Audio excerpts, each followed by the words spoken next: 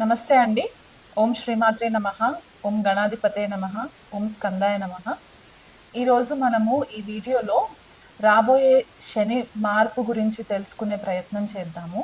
శని మనకి 2025 మార్చ్ 29వ తారీఖున కుంభరాశిలో నుంచి మీనరాశిలోకి సంచారం జరుగుతుంది. ఈ సంచారం యొక్క ప్రభావం మనకి ద్వాదశ రాశుల వాళ్ళకి ఎలా ఉండబోతుంది అనేది తెలుసుకునే ప్రయత్నం చేద్దాము. కానీ దానికంటే ముందు శని ప్రతి రాశిలో 2.5 సంవత్సరాల వరకు ప్రయాణం జరుగుతుందన్నమాట. చాలా స్లోగా మూవ్ చేస్తూ ఉంటారు ఈయన. సో మనకి మార్చ్ 29వ తారీఖు 2025 నుంచి ఫిబ్రవరి 2028వ తారీఖు వరకు కూడా మనకి శని మీనరాశిలో సంచారం జరిగి తర్వాత మనకి మేషరాశిలోకి సంచారం జరుగుతుంది. ఈ క్రమంలో మధ్యలో 3 సార్లు కూడా శని వక్రిగతిలోకి ట్రాన్సిట్ అయ్యే ఛాన్సెస్ ఉంటాయన్నమాట. అంటే రెట్రోగ్రెషన్ మోషన్ అని చెప్తూ ఉంటాం మనము. ఈ రెట్రోగ్రెషన్ మోషన్ మనకి ఈ 2025 నుంచి 2028 ఫిబ్రవరి వరకు మధ్యలో 3 టైమ్స్ జరుగుతుందన్నమాట. సో జూలై 2025 నుంచి నవంబర్ 2025 వరకు కూడా శని వక్రిలో ఉంటారు. మళ్ళీ జూలై 2026 నుంచి డిసెంబర్ 2026 వరకు కూడా శని వక్రిలో ఉంటారు.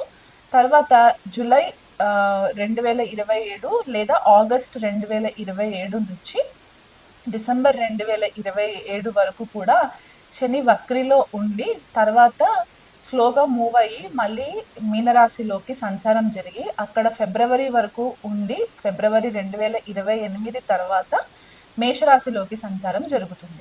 సో ఇలాంటి గ్రహస్థితి ఉన్నప్పుడు మనకి కొద్దిపాటిగా చేంజెస్ కనిపిస్తూ ఉంటాయి. అది మన వ్యక్తిగత జన్మ జాతకాలలో అవ్వచ్చు, మన పర్సనల్ లైఫ్స్లో అవ్వచ్చు, అండ్ మనకి గ్లోబల్ లెవెల్లో కూడా కొన్ని చేంజెస్ మనకి కనిపించే పరిస్థితి కనిపిస్తుంది.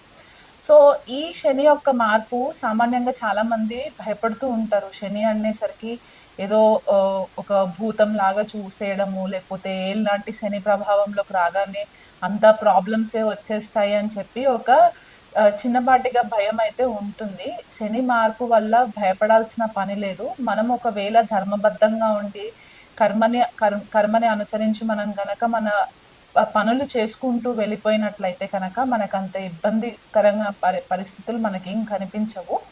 కాకపోతే ఈ శని యొక్క గోచారం మనకి కొన్ని రాశుల వాళ్ళకి ఏంటంటే ఏళ్ళనాటి శని కంప్లీట్ అయిపోతుంది, కొన్ని రాశుల వాళ్ళకి మొదలయ్యే ఛాన్సెస్ ఉంటాయి అన్నమాట.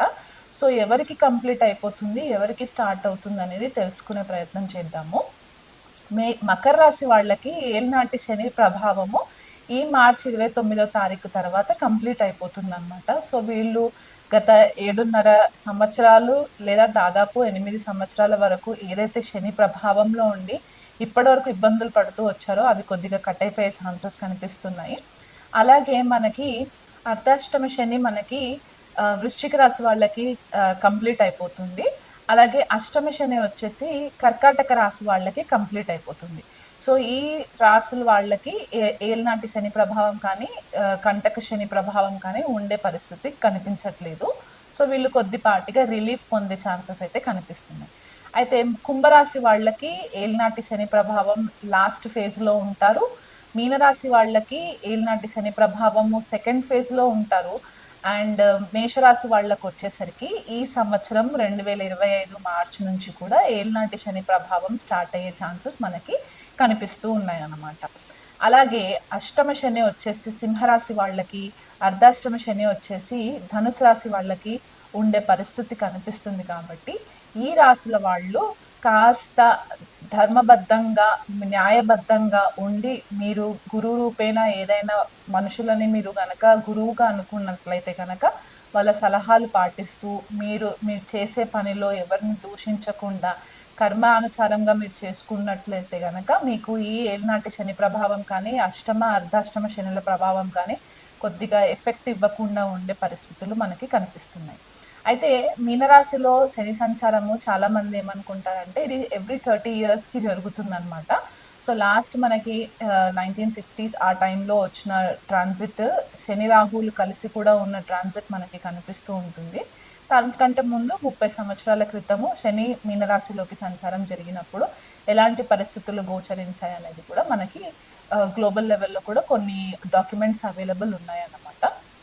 సో ఇలా చూసుకున్నట్లయితే మనకి శని రాహు యుతి 2025 మార్చ్ 29 నుంచి మే 2025 18వ తారీఖు వరకు కూడా శని రాహువుల యుతి మనకి మీనరాశిలో కనిపించే పరిస్థితి కనిపిస్తుంది. సో ఈ 51 రోజులు ద్వాదశ రాశులందరూ కూడా కాస్త జాగ్రత్తగా ఉన్నట్లయితే కనుక మీకు పెద్దగా ఇబ్బందులు పడే పరిస్థితులు ఉండవు. అంటే కొన్ని రాశుల వాళ్ళకి ఏంటంటే ఆర్థికంగా సడన్గా కొంచెం బ్రేక్స్ రావడము, లేదా కొంతమందికి కెరియర్ విషయంలో కొద్దిగా బ్రేక్స్ రావడము, కొంతమందికి హెల్త్ పరంగా ఇబ్బందులు రావడం అనేది మనకి ఈ 51 డేస్ ట్రాన్సిట్లో మనకి కనిపిస్తుంది. కాబట్టి దానికి తగ్గ పరిహారాలు మీరు చేసుకున్నట్లయితే ఇబ్బందికరంగా ఉండదు. సో ఇక మీదట మనము చూసుకునేది ఏంటంటే ద్వాదశ రాశుల వాళ్ళకి ఎలా ఉండబోతుంది అనేది నేను వివరిస్తాను. ధనుసు రాశి వాళ్ళకి శని సంచారము చతుర్థ స్థానంలో జరుగుతుందండి. చతుర్థ స్థాన సంచారము మనం జనరల్గా అర్ధాష్టం శని సంచారం కూడా కన్సిడర్ చేస్తూ ఉంటాము. అంటే ఇక్కడ తల్లికి సంబంధించి గృహానికి సంబంధించి కొద్దిపాటిగా ట్రాన్స్ఫర్మేషన్గా ఉండే పరిస్థితులు అన్నమాట. ధనుసు రాశి వాళ్ళకి శని ద్వితీయాధిపతి తృతీయాధిపతి అయి చతుర్థ స్థానంలో సంచారం జరిగినప్పుడు చతుర్థం నుంచి షష్ఠ స్థానాన్ని చూడడము, దశమాన్ని చూడము, లగ్నాన్ని చూడడం జరుగుతుంది. కాబట్టి ఈ పర్టిక్యులర్ భావాలు ఇప్పుడు ఏవైతే చెప్పానో చతుర్థము, షష్టము, దశమము, లగ్నము, ఈ ఏరియాస్లో వీళ్ళు కొద్దిగా సీరియస్నెస్ అనేది ఎక్కువ పెరిగే ఛాన్సెస్ ఉంటాయి. ఇది వరకు ఏదైనా కేర్లెస్ యాటిట్యూడ్ కనుక ఉన్నట్లయితే కనుక ఇప్పుడు కొద్దిపాటిగా మెచ్యూర్డ్ థింకింగ్ అనేది కూడా వచ్చే ఛాన్సెస్ ఉన్నాయి. అంటే ఇది ఇమ్మీడియట్గా శని మారిన వెంటనే వచ్చే రకం కాదు. అంటే ఒక 6 నెలలు 8 నెలలు అలా టైం తీసుకుంటుంది అన్నమాట. వీళ్ళకి ఇక్కడ ఏమవుతుందంటే ఎక్కువ మోతాదు ద్వితీయాధిపతి అయి చతుర్థ స్థానంలో సంచారం అంటే గృహానికి సంబంధించి మార్పులు చేర్పుల కోసము కొద్దిగా ఆర్థికంగా డబ్బు ఖర్చు పెట్టే పరిస్థితి కనిపిస్తుంది. లేదా తల్లిగారు కానీ తల్లి వయసులో ఉన్న లేడీస్ ఎవరైనా ఉంటే కనుక వారి వల్ల కొద్దిగా మీకు ఇబ్బంది కలిగే పరిస్థితి. అంటే తల్లి యొక్క ఆరోగ్యం పట్ల ఇబ్బందులు అవ్వచ్చు, లేదా తల్లి వయసు వాళ్ళని కూడా మీరు ఒకవేళ కేర్ టేకింగ్ చేస్తున్నారు అని అనుకుంటే కనుక వాళ్ళ విషయంలో కూడా మీకు కొద్దిపాటిగా వాళ్ళ ఆరోగ్యం దెబ్బతిన్నప్పుడు మీరు ఆర్థికంగా సహాయం చేయవలసిన పరిస్థితులు కూడా కనిపిస్తూ ఉన్నాయి. షష్ఠ స్థానం మనకి మాతృవర్గానికి సంబంధించిన ఫ్యామిలీ రిలేషన్స్గా కూడా మనం చెప్పుకుంటూ ఉంటాం. కాబట్టి మేనమామలు, మేనత్తలు ఇలాంటి వాళ్ళు ఎవరైనా ఉంటే గనక వాళ్ళకి కూడా మీరు కొద్దిగా ఆర్థికంగా డబ్బుని అందజేసే పరిస్థితి కనిపిస్తుంది. అంటే మీ పైన అధిక రెస్పాన్సిబిలిటీస్ వచ్చే ఛాన్సెస్ కనిపిస్తూ ఉన్నాయి. శని యొక్క దృష్టి దశమ స్థానం పైన పడుతుంది. కాబట్టి ఉద్యోగ రీత్యా మీకు మీ సొసైటీలో మీకు పేరు ప్రతిష్టలకి సంబంధించి కొద్దిపాటిగా రెస్పాన్సిబిలిటీస్ ఎక్కువ అయ్యే ఛాన్సెస్ ఉంటాయి. మీకు రికగ్నిషన్ రావాలి అని అనుకుంటే కనుక ఆ స్థాయిలో మీరు కష్టపడితే కానీ మీకు రికగ్నిషన్ వచ్చే ఛాన్సెస్ కూడా కనిపించట్లేదు.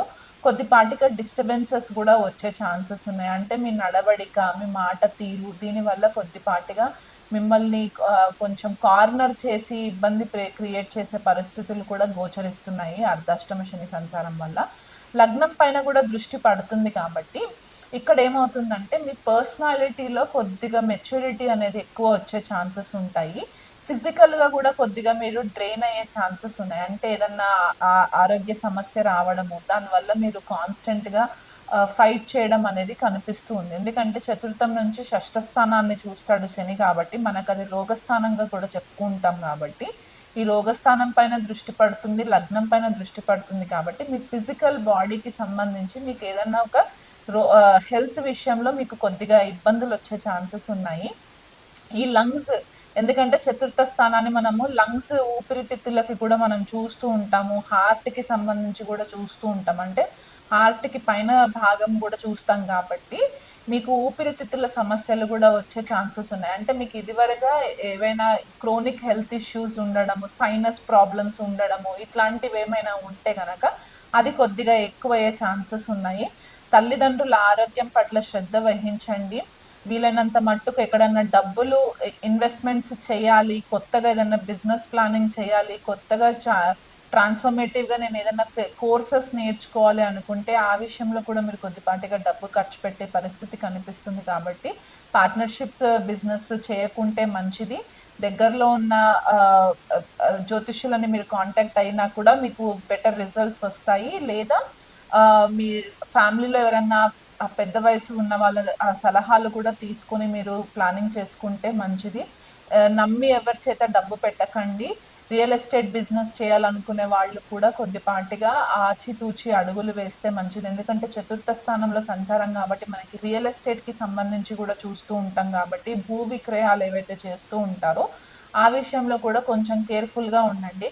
కొంతమందికి ఏమవుతుందంటే ఆర్థికంగా బాగానే ఉన్నా ఏదన్నా ప్రాపర్టీ కొనుక్కోవాలనుకున్నప్పుడు కూడా మీకు టైంకి సరైన ప్రాపర్టీస్ దొరకకపోవడం వల్ల కూడా మీరు కొద్దిగా ఇబ్బంది పడే పరిస్థితులు ఉంటాయి.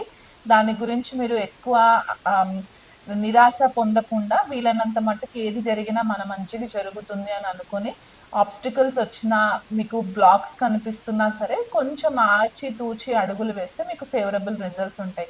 ఈ శని సంచారము ధనుసు రాశి వాళ్ళకి అర్ధాష్టమ శని అని చెప్పాను కాబట్టి ప్రతి శనివారం కూడా క్రమం తప్పకుండా ఈ 2.5 సంవత్సరాలు మీరు నాన్ వెజ్ మానేసి ఆల్కహాల్ మానేసి ఎక్కువ చెడు వ్యసనాలకు వెళ్ళకుండా చెడు స్నేహాలకు వెళ్ళకుండా ఉండి ఒక ధర్మబద్ధంగా ఉన్నట్లయింది. శనివారం శనివారం మీరు శనికి ప్రదోష వేళలో శివాలయంకి వెళ్ళి అక్కడ దీపారాధన చేసుకోవడము, శనికి తైలాభిషేకాలు చేయించడము, శనికి దానాలు ఇవ్వడము, ఇవి చేసుకున్నట్లయి అండ్ గోవుకి కూడా మీరు గ్రాసం పెట్టడం. ఎందుకంటే ధనుసు రాశి మనకి గురు సంబంధిత రాశి కాబట్టి గోవుకు గ్రాసం తినిపించడము అది కూడా స్పెసిఫిక్గా శనివారం రోజు చేసుకున్నట్లయితే మీకు మంచి రిజల్ట్స్ ఉంటాయి. శనికి నువ్వుల నూనెతో తైలాభిషేకం చేయిస్తూ ఉండండి. 19 ప్రదక్షిణాలు తిరగడం మాత్రం మానద్దు. ఇది ప్రతి శనివారము ఖచ్చితంగా ఇంకొక 3 సంవత్సరాలు మీరు చేయవలసిన రెమెడీ అన్నమాట.